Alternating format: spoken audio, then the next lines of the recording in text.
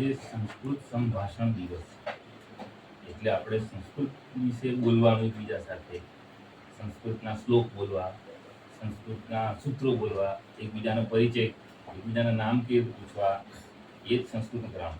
પણ હું તમને સંસ્કૃતના સૂત્રો બોલાવીશ, એ તમારે બોલવાના છે, એના અર્થ સમજાય. બરાબર છે? ખ્યાલ આવી ગયો? સંસ્કૃતના શ્લોક બોલવું એ તમારે બોલવાના છે. વિદ્યા વિદ્યા પરમ પરમ બલમ. બલમ. વિદ્યા સૌથી મોટી શક્તિ છે. સત્યમેવ જયતે. સત્યમેવ જયતે. સત્ય પોતાની જગ્યા પર વિજય પ્રાપ્ત કરે છે. જાનો મતલબ સત્ય બધી જગ્યાએ સત્ય જ રહે છે. સત્ય સુખસ્ય મૂલમ મૂલમ ધર્મ. ધર્મ. ધર્મ સુખ આપવા વાળું છે.